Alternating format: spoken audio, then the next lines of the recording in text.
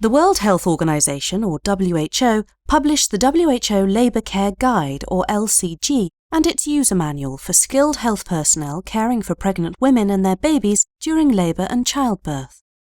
The WHO LCG was developed to support the implementation of the WHO recommendations on intrapartum care for a positive childbirth experience, published in 2018, including instilling the practice of respectful care during childbirth, a fundamental human right of all pregnant women and their babies.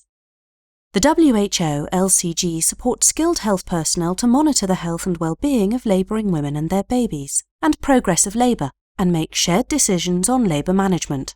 It includes assessments and observations that are essential for the care of all labouring women. However, it is recognised that women at high risk of developing labour complications may require additional specialised monitoring and care. Documentation on the WHO LCG should be initiated when the woman enters active phase of the first stage of labour at 5 or more centimetres of cervical dilation, and continue until the baby is born. The WHO LCG has 7 sections as follows: identifying information and labour characteristics at admission, supportive care, care of the baby, care of the woman, labour progress, medication, shared decision-making. It's important for skilled health personnel to prospectively monitor the well-being of women and their babies and the progression of labour. Skilled health personnel are encouraged to use the assess, record, check, plan approach while using the WHO LCG, which involves regular assessments of the well-being of the woman and her baby and the progress of labour. The frequency of assessment in the WHO LCG is largely based on WHO guidance. However, it is important that skilled health personnel adapts the monitoring frequencies to each particular case. For example, results of labour observations and the status of the woman and her baby, and in accordance with local guidelines. Recording labour observations, such as registering the actual time and each observation. Each column represents 1 clock hour. Each assessment should be recorded in the respective columns. Abbreviations are used to represent non-numerical observations in the LCG, checking reference threshold by comparing labour observations with reference values in the alert column. The alert column presents thresholds for abnormal labour observations. Skilled care personnel should circle any observations meeting the criteria in the alert column. The reference thresholds are meant to be used as early warning signals and highlight those observations that require special attention, such as further assessments and action by the skilled care attendant. If labour observations do not meet any of the criteria in the alert column, labour assessments should be regarded as normal and no additional intervention to accelerate, terminate, regulate or monitor the physiological process of labour may be warranted.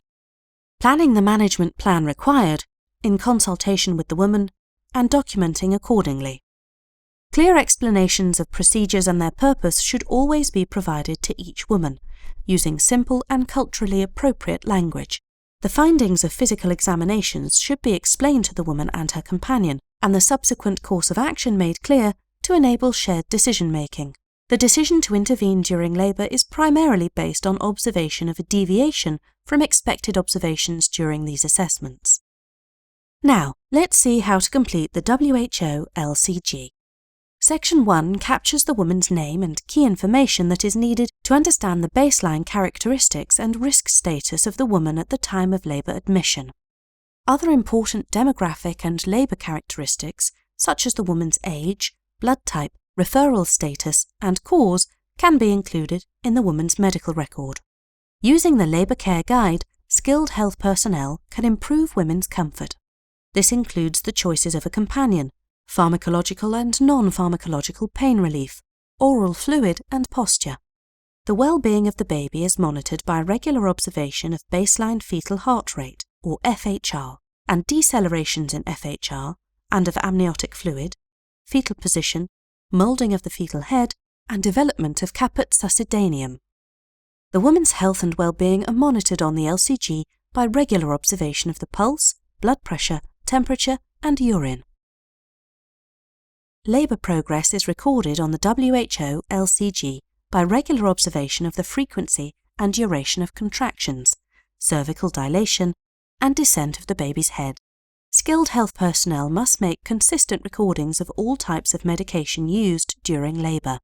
By describing whether the woman is receiving oxytocin and its dose, and whether other medications or IV fluids are being administered, decisions on care can be made quicker, should they need to be. Skilled health personnel need to facilitate continuous communication with the woman and her companion through labour and ensure that they are consistently recording all assessments and plans agreed.